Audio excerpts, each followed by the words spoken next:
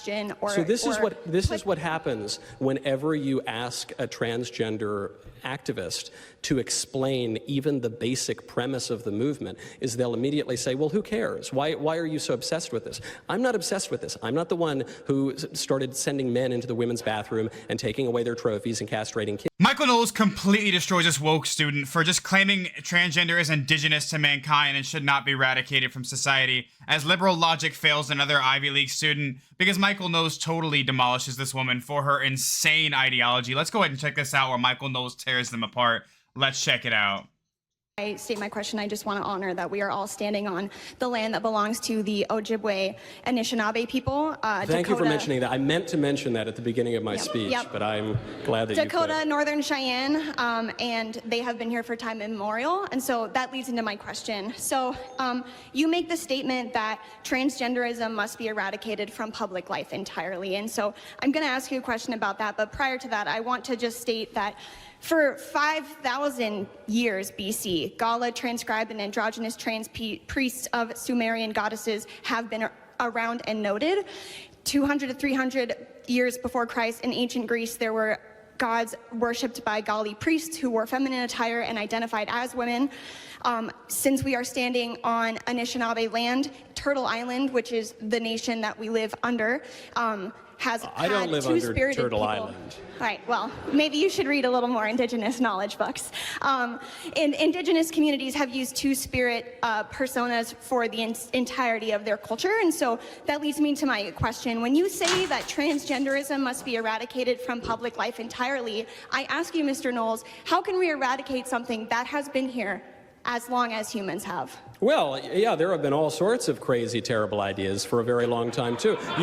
You're pointing to civilizations that committed human sacrifice, okay? You're saying that some ancient pagan tribe worshipped demons and therefore we need to castrate children. That's not a good argument. Yes, that's true. There were all sorts of terrible tribes. In fact, as recently as a little over 500 years ago, the Aztecs here in the Western Hemisphere slaughtered 80,000 people in a sacrifice to one of the demons that they worshipped within the span of 4 days. That's not a recommendation of doing that. I don't think that we ought to consider it. Though, unfortunately, in our increasingly pagan and liberal culture, we do commit human sacrifice to the tune of 800,000 babies a year sacrificed through abortion, and it would make the Aztecs blush what we do. But that doesn't make it the right thing. You refer to a notion that is increasingly popular on the left, which is the idea of the two-spirit among various indigenous tribes. That is not real. That is a contrivance of white liberals in America. There have been various conceptions of sex and gender for all of human history, but the idea of the two-spirited indigenous intuition of some modern transsexual living in New York City who's a man who very much desires to be a woman, that is a complete fiction. You will not find that in literature dating very far back. So what does it say about the question itself? The question, regardless of what the ancient Sumerians believed before they chopped up little kids or whatever, is it true? Can a man really be a woman, and can a woman really become a man? We all know that the answer to that question is false. That's why Professor McCloskey pulled out of our debate at the last moment next week, because even a distinguished professor knows, he has the intelligence to know, even if he is transgender identifying himself, that he can't win that debate because the idea is indefensible. Yeah, look, this is just complete liberal logic at work again. Oh my God, just look at these little patch of people who do horrible things. Well, they do it, so everybody else should be able to do it, right? These people commit crimes, so everybody should be able to do it, right? That makes so much sense. Wrong, right? This is what they pay $50,000 to $100,000 or more to learn. And Michael Knowles is just exactly on point here. You can look at the Aztecs, you can look at all types of old cultures and civilizations, and yeah, they had some ideas, but they didn't know everything, so they had a whole lot of bad ideas.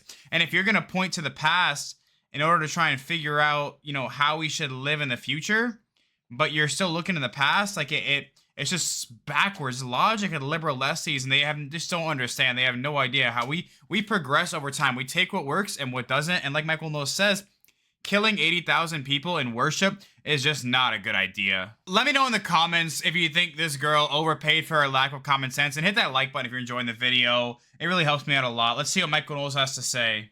The question becomes, how does one know that someone with the total physical appearance of a man, how can one know that that person really is a woman? Do you have an answer to that question? how can, to clarify, you're asking how can somebody know if they are a woman? And how can I know if that person is a woman? If not by the physical attributes, their natural and enduring biological sex. What's the alternative to that? So my response to you is then a question of, what is the purpose of knowing another person's sexual identity?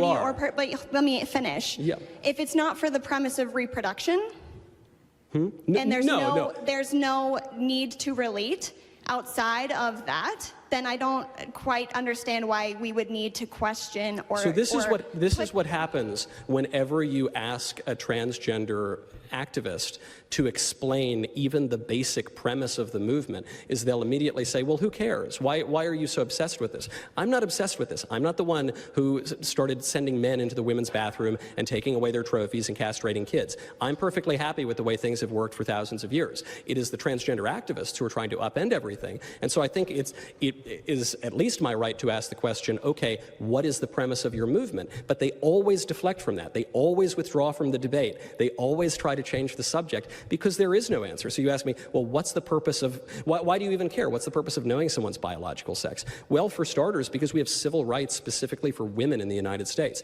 We have special bathrooms for women. We have special sports leagues for women. We have all sorts of special places and rights and privileges and that are for women that are not for men. So if now some men, people who at the very least appear to be men, are claiming a right to go into those women's bathrooms, then we either have to abolish all of the special rights and privileges that have existed for women for all of human history and are enshrined in our law, or they need to explain to me how those men are actually women. And they can't do the latter, and I'm not willing to do the former, and I don't think women across this country are willing to do the former, even if a few people have been so ideologically blinded that they would give into this kind of an absurdity. Yeah, Michael Knowles just saying I don't know a single woman in my entire circle that's willing to give up their bathrooms to men coming in pretending that they're women. I don't know a single person, right? They're just not willing to give it up. And however you want to argue against transgenderism, if it's morally or ethically, religiously, practically, whatever you want it to be, at the end of the day, when the rubber meets the road, there's just no way to legislate it. There's no way to put it in writing and make it work. And we know that, because when it comes down, you try to make laws and policies, you got to etch it in stone, you got to put it in law. There's no way to go about it, because you're going to have to ask the question, are you really a woman or not? And facts are facts. They are not. They're just not. They're just pretending. They're LARPing or something. I don't know. Let me know in the comments what you think about it. You know, Michael Knowles is spot on saying they can't back it up. Even there's professors that just can't even do it. And they just lie and they deflect and it's just all insane nonsense. You know, let me know in the comments what you thought about Michael Knowles saying to this liberal lefty and this insane argument about transgenderism being indigenous to mankind. Thanks for watching, like and subscribe, and I'll see you in the next one.